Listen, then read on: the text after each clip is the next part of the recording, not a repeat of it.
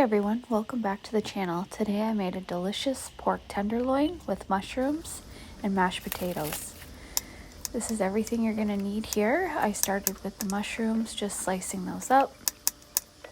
It didn't take me too long. You want to soak all your vegetables, get those nasty pesticides and dirt off, especially with mushrooms. I find that the water's really dirty after. So I'm just chopping through these. I had gotten the tenderloin on sale. It was in 3 pieces there on the counter. You can see that. And also for this recipe, so I did end up using just wine. I will advise in future, use maybe some beef broth with a little bit of wine. I didn't quite get the color I liked with this recipe, but I figured I'd share it with you guys anyways. It did taste pretty good. So there I'm just adding some baking soda into the water. Just helps clean off those mushrooms. Cleaning my work area.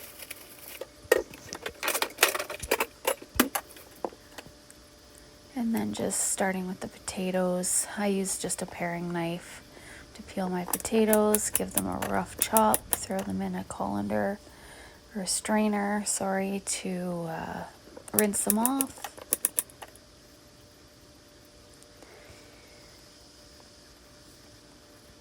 I hope you guys are enjoying the channel.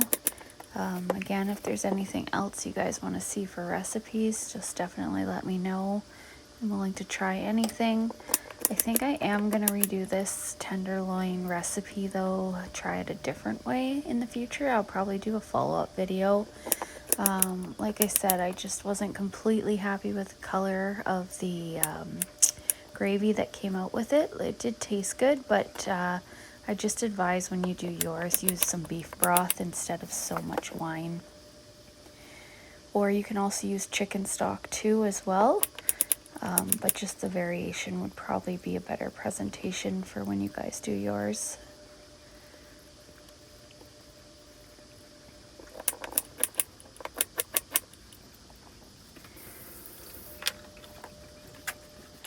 Just getting rid of all my peels there. I gave those just a quick rinse. And then with the tenderloin, excuse me, to cut it up, you guys are gonna laugh at my cutting skills here. I had to pull out my really sharp knife that I'm actually afraid of using. You'll see here in a few minutes, but my cutting skills weren't the best this day with this tenderloin. It's probably best to, another thing that I learned is cutting off that extra fat. That would help it cook a little bit better and be a little easier to cut.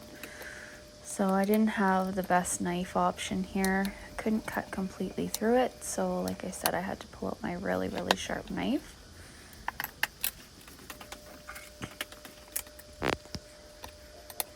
Yeah, this is the one I'm actually terrified of using. And I was trying to cut it on this plate because I don't like cutting meat on a wooden cutting board, but honestly, I was struggling here so much, I eventually just gave up and went for the cutting board.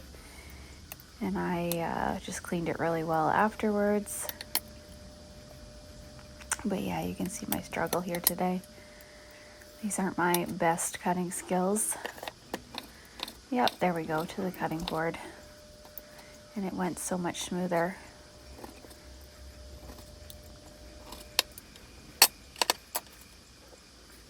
And that knife is Damascus steel, so it's very, very sharp. I just had them all laying on the plate, just salt and pepper. And then I flipped and did the other side as well, just to get them seasoned.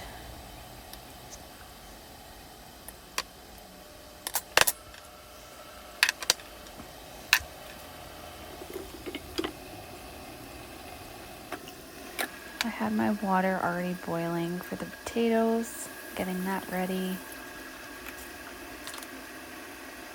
Just trying to get organized here. And there go in the potatoes.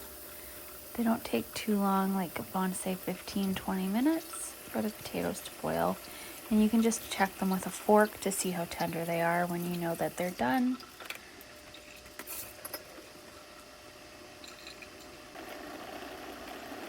And here I just have my frying pan going. These potatoes were really steaming. You can see it there in the corner. I was just warming up the pan.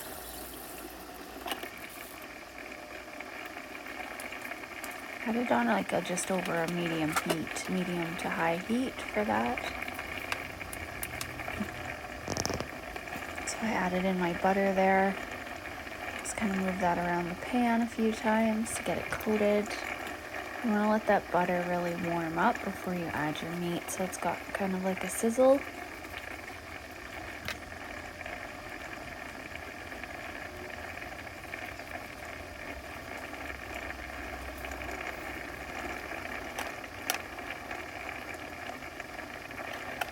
Just took a couple minutes here. And then I kept feeling the pan with my hand to see how hot it was. You can see the butter really heating up there.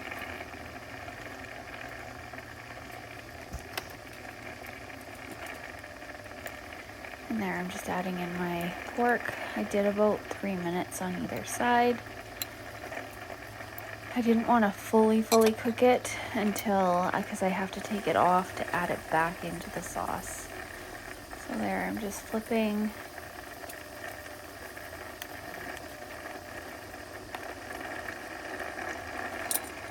They fit in the pan perfectly. So like I said, 3 minutes on either side. It was pretty good. And you want to make sure your temp for an internal temp of pork is 145 cooked. You have to be careful because you can literally overcook this really quickly. So I just remove them from the pan, just onto a plate. And then there go in my mushrooms. I did end up covering this just to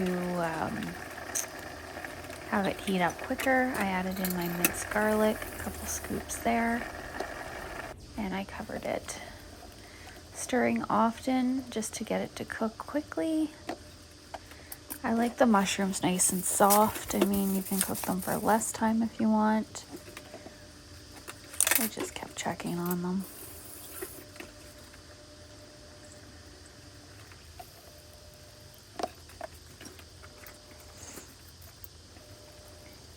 And there I added in my wine. Say maybe 3/4 cup of wine. And like I said, do the beef broth instead with just a little bit of wine, maybe 1/4 cup of wine with maybe 1 cup of beef broth, I would say. It would help the color come out a little bit better. And there's my mashed potatoes, just adding in some butter, and then I ended up adding in sour cream, and then just a little bit of the cooking cream as well to help it come together. But that's my favorite for mashed potatoes. The sour cream makes it taste so good. I'm just smashing those up.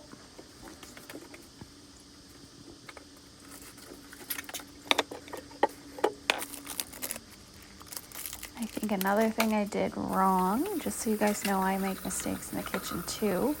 So I wanted to thicken my broth with cornstarch with a little bit of water. I feel like I should have added maybe like 1/3 of what I actually added there. But it still tasted good. Just add a little less. And then I added in my cooking cream there. You can see the color is a little bit more purple, I guess you'd say, from the wine that I'd like. But you guys won't have that issue if you do those few little changes that I said. Added in my Dijon mustard there, about a tablespoon of that. Help with the flavor. And then I just went ahead and added my meat back in just to finish it coming together.